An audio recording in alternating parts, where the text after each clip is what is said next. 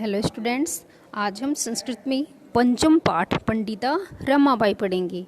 इस पाठ में पंडिता रमाबाई का जीवन परिचय वर्णित है, जिसमें उनके जन्म, उनके द्वारा किए गए संघर्षों का, स्त्री शिक्षा के लिए उनके द्वारा किए गए प्रयासों का इत्यादि का यहाँ पर वर्णन उपलब्ध होता है। सर्वप्रथम हम इसका प्रथम पैराग्राफ देखते हैं।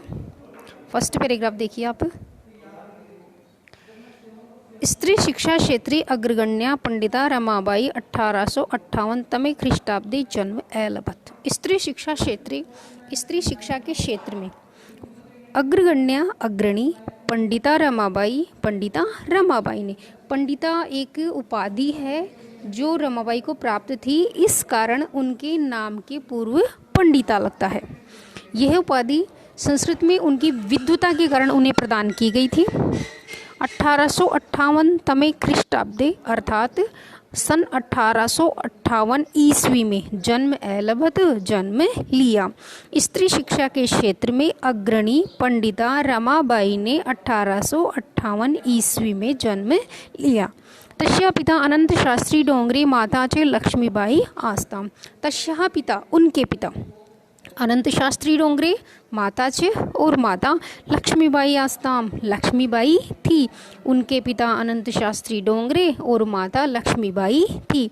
तस्मिन् काले स्त्री शिक्षाया स्थिति चिंतनीया आसीत्। तस्मिन् काले, उस काल में, जिस समय पंडिता रमाबाई का जन्म हुआ था, उस काल में स्त्री शिक्षाया स्थिति, स्त्री शिक्षा की स्थिति चिंतनीय आसीत्, चिंता के योग्य थी, चिंतनीय थी या दयनीय थी। ये जो चिंतनीय शब्द है, इसमें चिंत मूल शब्द है और अनियर प्रत्यय, इसमें ये अनियर प्रत्यय चाहिए अथवा योग्य अर्थ में प्रयुक्त होता है, इस कारण से चिंतनीय, चिंता के योग्य।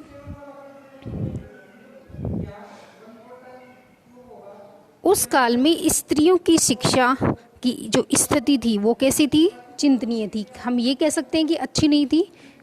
स्त्रियों की शिक्षा के लिए अच्छी व्यवस्थाएं आदि नहीं की गई थी उस समय। अब आगे देखिए। स्त्रीणाम कृते संस्कृत शिक्षणम प्रायः प्रचलितम नासीत्। स्त्रीणाम कृते, स्त्रियों के लिए संस्कृत शिक्षण प्रायः प्रचलितम नासीत्, प्रचलित नहीं था। स्त्रियों के लिए संस्कृत शिक्षण प्रायः प्रचलित नहीं था, अर्थात स्त्रियों को संस्कृत की शिक्षा नहीं दी जाती थी, उन्हें संस्कृत शिक्षण से वंचित रखा जाता था। संस्कृत का शिक्षण केवल उस समय पुरुषों को ही दिया जाता था। किंतु डोंगरे रूढ़िबद्धानां धारणानां परित्यज्य स्वपत्नीं संस्कृतम अध्यापयत्।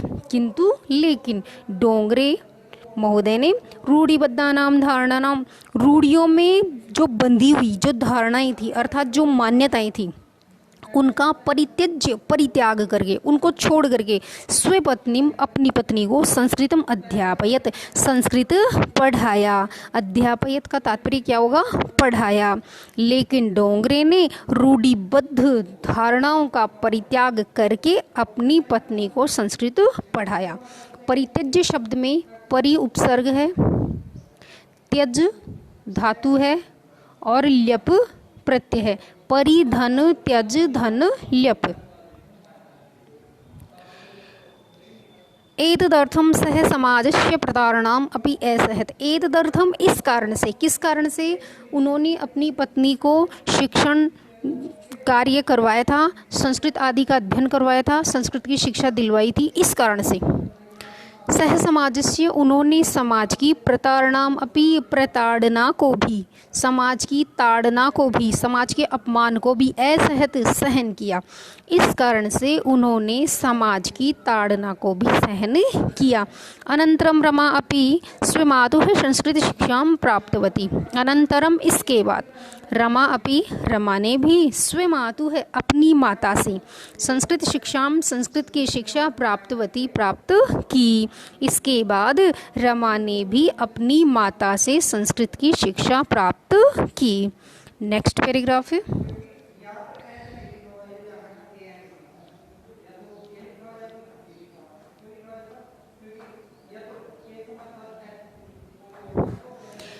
कालक्रमेण रमाया पिता विपन्न संजाते। कालक्रमेण, काल के इस क्रम में या कुछ समय पश्चात रमाया पिता है, रमा के पिता। विपन्न है अर्थात निर्धन या फिर गरीब। संजात है, हो गए। समय के इस क्रम में या कुछ समय पश्चात रमा के पिता निर्धन हो गए। तस्याः पितरो ज्येष्ठा भगिनी च दुर्भिक्ष पीड़िता दिवंगतः। तस्याः पितरो, उनके, पितरों का तात्पर्य होता है माता और पिता, जिसका समास विग्रह हो जाएगा माता च पिता च। यहाँ पर द्वंद्व समास है, तो पितरों में दो शब्द है, माता और पिता। ज्येष्ठा भगिनी च, ज्येष्ठा का तात्पर्य होता है बड़ी, भगिनी बहन और बड़ी बहन। दुर्भिक्ष पीड़िता, दुर्भिक्ष का तात्पर्य होता है अकाल, दुर्भिक्ष पीड़िता का तात्पर्य क्या हो जाएगा, अकाल पीड़ित। दिवंगतः, मृत्यु को प्राप्त हो गए। उनके माता पिता और बड़ी बहन अकाल पीड़ित मृत्यु को प्राप्त हो गए। तदंतरम रमा स्वज्येष्ठ भ्राता सह पदभ्याम समग्रम भारतम अभ्रमत। तदंतरम, इसके बाद, रमा स्वज्येष्ठ भ्राता सह, अपने बड़े भाई, ज्येष्ठ का तात्पर्य क्या होता है बड़ा, अपने बड़े भाई के सह साथ, पदभ्याम पैदल ही चलकर, समग्रम भारतम अभ्रमत, संपूर्ण भारत में घूमी या संपूर्ण भारत में भ्रमण किया। इसके बाद रमा अपने बड़े भाई के साथ पैदल चलकर या पैदल ही संपूर्ण भारत घूमी। भ्रमण क्रमे सा कोलकाता प्राप्तम, भ्रमण क्रमे, भ्रमण के इस क्रम में अर्थात चलते चलते, सा वह कोलकाता प्राप्ता, कोलकाता नगर में पहुंची। संस्कृत वेदुष्येण सा तत्र पंडिता सरस्वती चेति उपाधिभ्याम विभूषिता। संस्कृत वेदुष्येण, संस्कृत में विद्वता के कारण, सा तत्र, उन्हें वहाँ, पंडिता रमाबाई, चेती, चेती में दो शब्द हैं, च धन इति, तो च का तात्पर्य हो जाएगा और इति का तात्पर्य हो जाएगा इस प्रकार से।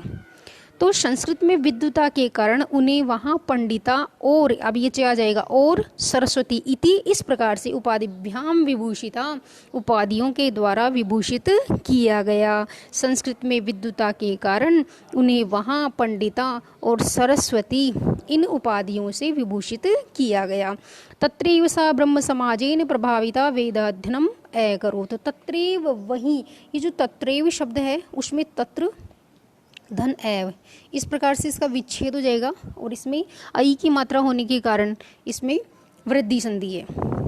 आगे देखिए, तत्रैव सा ब्रह्म समाजेन प्रभाविता, तत्रैव वहीं, कहाँ पर, कोलकाता में, सा वह ब्रह्म समाजेन, ब्रह्म समाज से प्रभाविता, प्रभावित होकर वेदाध्ययनम अकरोत्, वेदों का अध्ययन किया।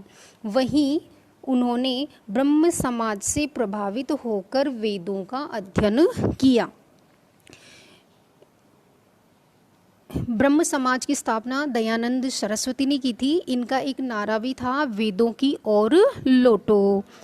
तो जो पंडिता रमाबाई थी वे इस ब्रह्म समाज से प्रभावित होती हैं, दयानंद सरस्वती के विचारों से प्रभावित होती हैं और प्रभावित होकर के उन्होंने क्या किया, वेदों के अध्ययन का कार्य प्रारंभ कर दिया। उन्हें संस्कृत का ज्ञान तो पहले से था ही, अब उनको वेदों का ज्ञान भी प्राप्त हो गया। पश्चात् सा स्त्रीणां कृते वेदादीनां शास्त्राणां शिक्षायै आंदोलनं प्रारब्धवती। पश्चात् सा, बाद में उन्होंने, स्त्रीणां कृते, स्त्रियों के लिए, वेदादीनां शास्त्राणां, वेदादीनां वेद आदि, शास्त्राणाम शास्त्रों की, शिक्षाएं शिक्षा के लिए, आंदोलनम प्रारब्धवती आंदोलन प्रारंभ किया।